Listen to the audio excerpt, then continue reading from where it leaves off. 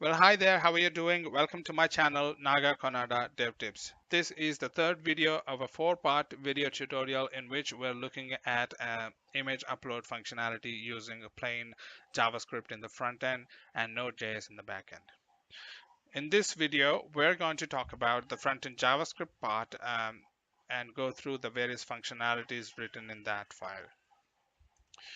So if you have not watched the previous two videos, the links to those videos are there in the description. Please do watch them and come back to this one. And I am also creating a playlist for the four videos so that it'll be easy for you to track them. So we're talking about front-end JavaScript, and all that JavaScript is there in this single file called client.js, which is included in the HTML file. So remember, there are no giant libraries to back us up for all the functionality that we're going to write as just plain old ES5 version of JavaScript that we're writing. The only place where we are using jQuery is for the ajax functionality, but just as well you can use the XHR object for the ajax functionality, or you can use ES6's functionality called fetch API as well. All right, so there are some parallel thoughts here because a lot is going on. And what we have to do, let's talk about the parallel thoughts. So we have to allow the user to drag and drop into the circular section. Let me show you that right here. User should be able to drag and drop images onto that. And they should also be able to click on it and select an image. That's the other one. And they should be able to clear the image. If it is already selected, and they should be able to click on the upload button to submit the selected image, and nothing should happen when there is no image over here. And there should be a handling mechanism to handle all the drag and drop events, because the thing with drag and drop functionality is that the main issue with that is if you have a browser that has the ability to preview a file, for example, a PDF or an image, and if you're not handling these drag and drop events properly, instead of populating that image right inside that container that we built, it's going to completely navigate to that physical file and show a preview of that file inside the whole window, right? So that is what generally happens. If I go over here and try to drag and drop the image over here, it's going to do a preview like this. But this is not what we want. We don't want the physical file over there. We want the file to be taken into that container and only shown a preview inside that, and the URL should not get destroyed, or the page should not get destroyed. And we also should be able to check the file size and file type in both conditions when the user drags the image and also when the user selects. So both conditions we have to check the file size and the file type and handle if there is any discrepancy there.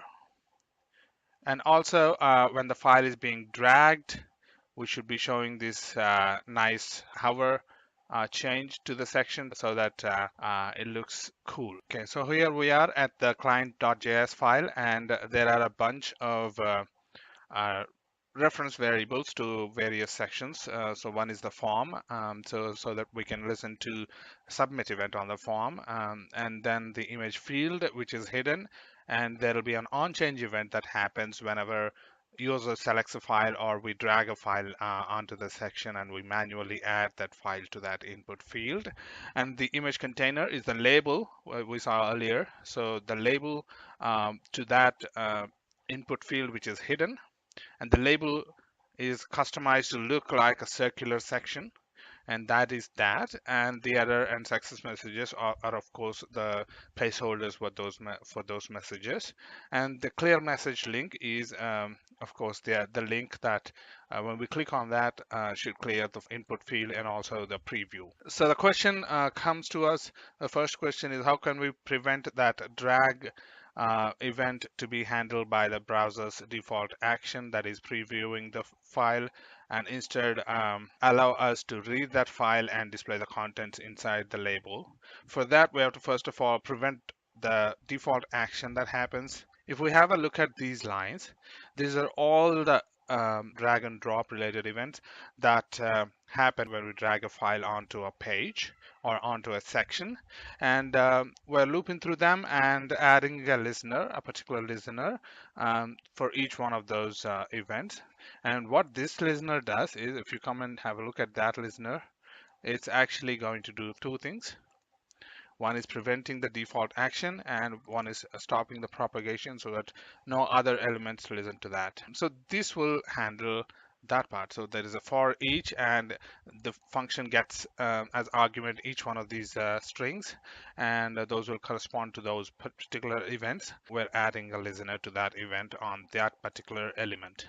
And that listener will take care of preventing the default action. And in order to give the hover effect, we talked about the dragging class in the previous tutorial, which will get added when we actually hover the file on the container, and when we remove the file or when we drop it there, the dragging class gets removed. And these are the two handlers that will take care of that. Remember that we are adding multiple handlers, and that is perfectly fine in our JavaScript, right? So each element can have multiple listeners even for the same event type.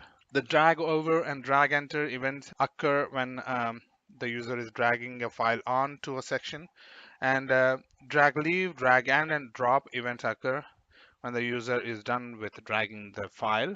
When the user takes the file away, these two events happen, and when the user lets go of the file, the drop event happens. Okay, that is when we're removing the dragging class from the container.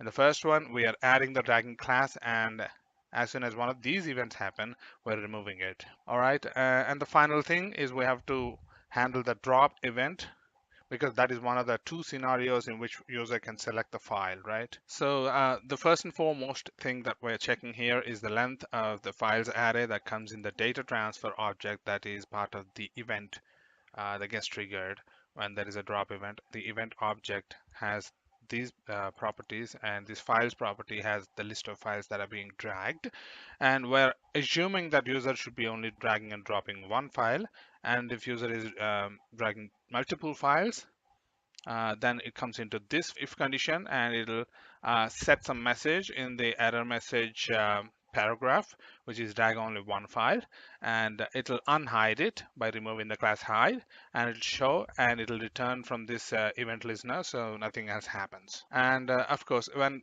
the file is only there is only one file being dragged, that file is taken into a variable, and then it is also set as the assigned to the input field as well, so that it looks as though the user has selected the file even though he just dragged the file onto the label. And then a check file properties function gets called, and that is where all the functionality related to the file size checking and file type checking happen. So let's have a look at that. This is where it is. So first of all, we're hiding those messages, error message and also success message, in case it's already showing up. And then we'll first check the file type. If it is not one of these two, we're going to say that it's a file mismatch. So we're populating the error message again, saying that file type should be PNG or JPEG. And then we're showing it by removing the class hide. We are adding it here in case it's not already there, and then we're removing it. And then the file value will become null, and then we're returning it. All right, so this dot value is not required here, so I'm going to remove them. And then it is going to return false because it has shown the error message and it should not continue. Remember, we're checking this in the if condition, so it should either return false or true to continue inside this if condition, right? So we're returning false in both conditions. So the file size is being checked using the file dot size property inside the file, and it should not be greater than 500,000 bytes or 500 KB. So it says file too large, cannot be greater than 500 KB. And again, it's removing the class hide from the error message to show it and then return false. So it will stop executing over here. Well, after that, in case the file passes both the tests, it comes into the handle uploaded file method. So before we move on to that method, so there is the other way of selecting files, which is by clicking on the label, right? So when that event happens, when the user manually goes to the Explorer and selects the file by clicking on that label, there'll be a pop-up, right, for the file explorer, or in the case of a Mac, it'll be a finder. User selects the file, and that triggers a change event on that input field, and we're listening to that change event over here. So we could write add event listener, but this is also one way. We can assign a function to the on change property. Many other properties are related to events are attached to each of the DOM elements. So we can say on load, on change, on blur, on focus. All those events have an on, in front of them, and that property can actually hold a function that gets triggered when there is an, that such event happens. So in this case, this function gets executed whenever the input changes or the file is being selected into that input tag. So we're taking the events target files property, and then the first one, and then we're checking the same properties for that file as well. And then in both cases, if the user selects a proper file, we're going to the handle uploaded file method or function, and that is right over here. So this function gets the file, and then we're setting the file name, which is a property I defined or a variable defined over here. And so we're setting the file name, for our reference for the future. And then we need to preview that file, and that is what this handle uploaded file function handles. So it'll clear the image first. So this clear image function is also something that helps us clear the image tag that we dynamically add over here. So we'll come to that after this. So we're creating a new image tag using document.createElement and setting an attribute to the image tag so that we can access that one easily. The image, the property is going to be set to the file that we're having it. We're appending that image to the image container. And then we're doing something here in these 3 lines, which will actually enable us to preview the image. Okay, so we're using the file reader and getting that, and we're using read as data URL, which will actually read the file in base64 data string format. So it'll actually return the base64 formatted string to us, on this load event. So here what we're doing is, in order to be able to keep track of the image that we just created, so we are using an IFI. So this IFI has a return statement, and it's returning another function, and that is the listener, and it will get the event, and the images src will be the e.target.result, which will give us the base64 encoded string. Why are we using an IFI? Because when this read as data XML happens, we might be out of this function, and we're creating the image tag, and this function may have no idea about that image tag. So we're trying to create a closure here by calling an IFI and passing that image tag that we just created as an argument, and then whenever the reading is done, it's going to set that src images src to the event's target result. Let's also cover the clear image before we go to how we upload the image. We have the clear function, which is when the user clicks on it. So there's an event that gets triggered.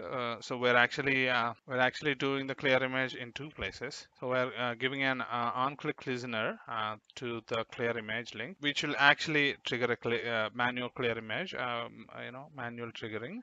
But we're also calling that function from the handle uploaded file method. So if there is an event, so we're going to prevent default, and that's all we're going to do with that event. And the image tag, we're also selecting that one more time from the DOM, and then if there is that image tag, we're going to remove that image tag from the image container because that is where we are initially adding it over here. And then we're hiding both the messages, and then we're setting that image field's value to null. Well, it's not required to do that, but anyway, we're doing it. So when the user clicks on that upload button after selecting the image, so we're having a handler over here for the onSubmit event on the image form. And we're going to prevent default function, which is taking the action and method attributes and firing call to the backend. We want to do it manually. So we're getting the image tag by querying it. Notice that we're doing it here and not at the top because we're creating the image and appending it to that section on the fly whenever the user uploads an image. So it's going to hold that value differently each time. So we have to get that, do that query and get that DOM element every time. And then we're using jQuery to actually do an ajax call. So the method is post and the URL is upload, and the data, then this is where we are actually grabbing that base64 string that we attach it to the preview image tag by getting the src, and it'll be sent to the file property and the name of the file so that we will know which file, what would be the name of the file to save as, by grabbing the file name that we've defined at the top here, and we're actually setting it over here in the handle uploaded file function. We're grabbing that and putting that as one of the data properties, and then we're firing that query, and then there'll be a done method. This ajax method is actually going to return a different object. It's not the JavaScript's promise object. It's not any other object. It's called a JQXHR. It's a special kind of jQuery object that holds kind of a promise kind of object, and callback we gave to the done method here actually gets run whenever the request is complete and there is a successful response. So there will be a fail method which will take an argument, another callback that will be run when there is an error or a failure of the request. And so in the done method, the response, we're expecting it to be equal to a string. And when that is the case, we're populating the success message and it says image uploaded successfully, and then we're unhiding it. That is all we're doing, and uploading the image to the backend. Well, I hope you liked this video, and in the next video, we're going to look at the backend in Node.js to handle this file upload, and we'll see how the express routing mechanism is used to listen to this URL and this method type, and how it is actually writing that file, which is having the base64 string, encoded string, into the file system. And if you have not watched the previous two videos, I would highly recommend you do that. The links to those videos are in the description below. Do leave a comment and like this video, and also subscribe to my channel to receive many more such tutorials which could be helpful for you if you're a learner, and which could be entertaining if you're already seasoned professional or semi-pro. All right, see you in the next.